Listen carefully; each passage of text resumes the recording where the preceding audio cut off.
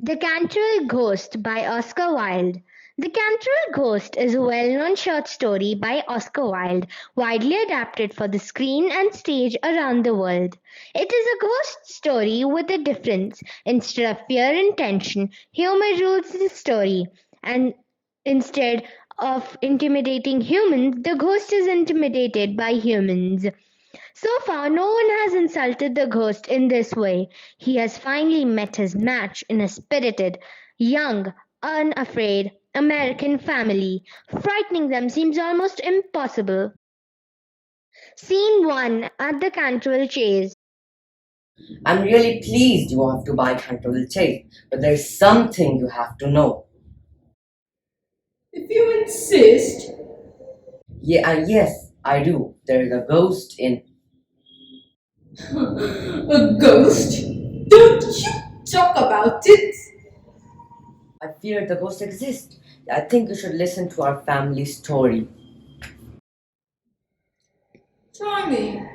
I'll tell you what happened to my grand aunt, the Dowager Duchess of Bolton. The side of the stage where Mr. Otis and Lord Canterville are standing is darkened, and the other side is lit up. Sounds of women screaming are heard. The butler and the housekeeper lead the Duchess to a chair and give her a drink of water. She sits down terrified.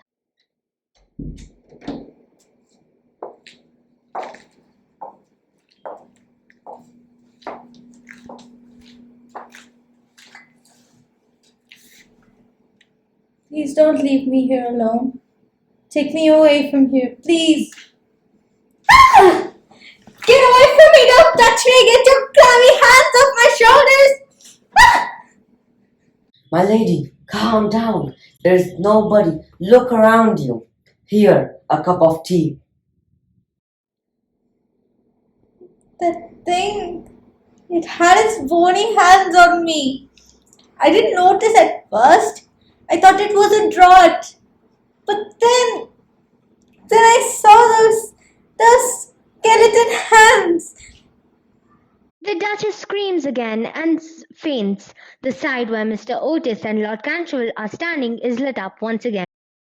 My grand aunt was so frightened that she never ever recovered from the shock. And you want me to believe all of this? So you're saying Mr. Otis, the ghost has been seen by several members of my family.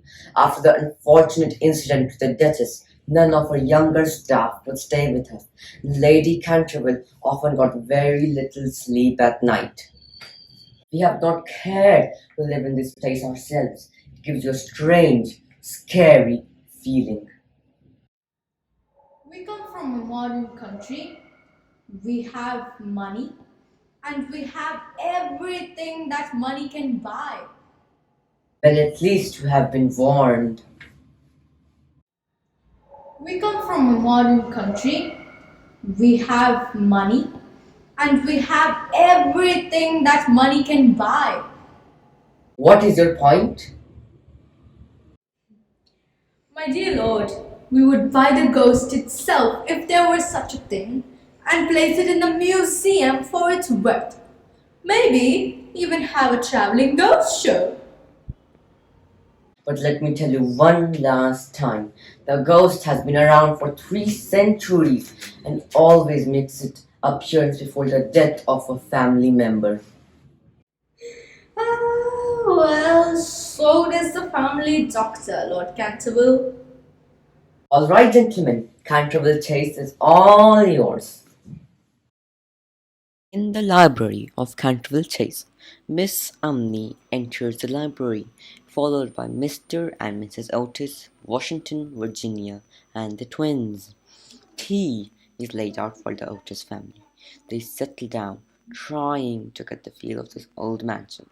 Suddenly, Mrs. Otis notices what looks like a bloodstain. Mrs. Umney! Mrs. Umney! I'm afraid something has been spilled on that spot.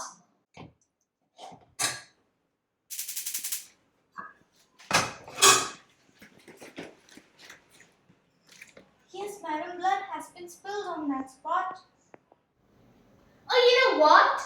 I really don't care for blood stains. I want it removed at once. Do you get it? It is the blood of Lady Eleanor de Canterville, who was murdered on that very spot by her own husband, Sir Simon de Canterville, in 1575. Excuse me, I'm sorry to interrupt, but since when did you become my history teacher? I really don't like that subject. Please continue. Oh, madam, you don't understand. 9 years after the murder, he disappeared rather mysteriously. His body was never found, but his guilty spirit still haunts the chase. Nonsense! Watch me remove the stain. There! He takes out a small stick of stain remover from his bag and rubs it over the stain. There's a sudden flash of lightning and a peal of thunder. Miss Omni looks terrified and faints. What monstrous English climate! Yeah, right. But what do we do with Mrs. Omni, the lady who faints? So, what do we usually do with a lady who faints? I have seen many things with my own eyes, sir, which would make anyone's hair stand on end. And many a night I have not closed my eyes in sleep due to the awful things that happened here, sir. It's all right, Mrs. Umney. There's nothing to fear. At any rate, ghosts don't frighten us.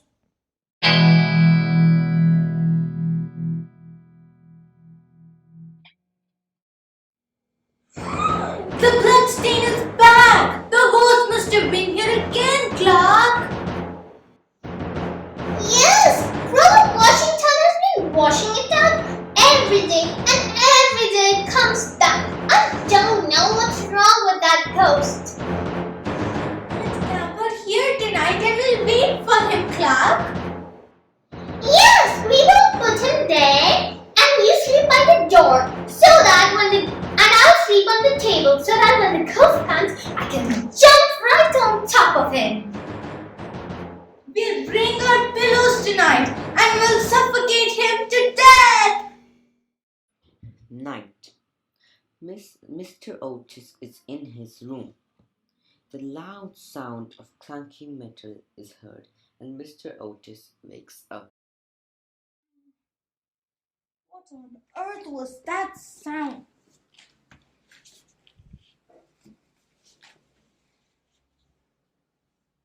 Wait, it's getting closer? No. I'm not imagining things.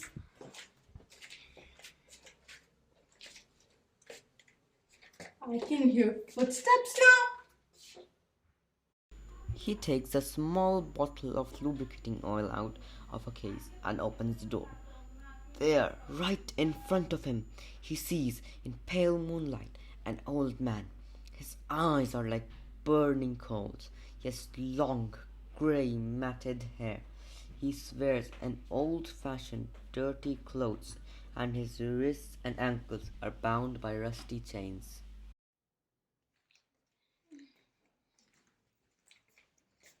Goodness me, my dear sir. You cannot go creaking about like this.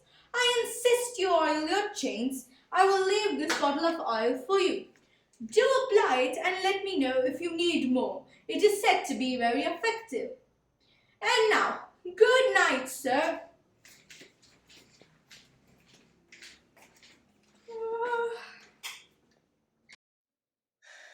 I will have my vengeance. Do they know what fearful appearance we're having? Do they know the puerile proportions? These Americans and God.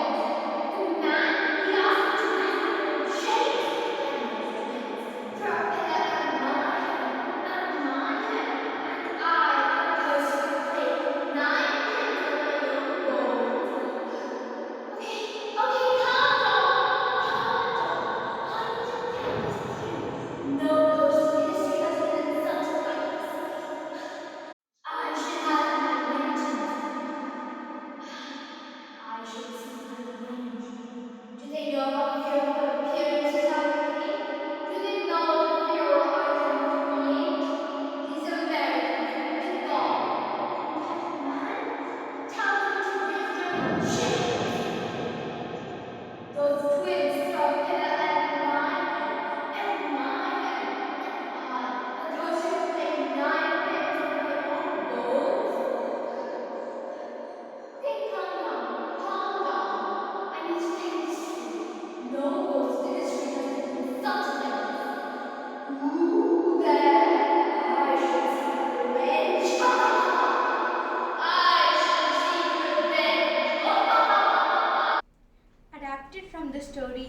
Canterville Ghost by Oscar Wilde.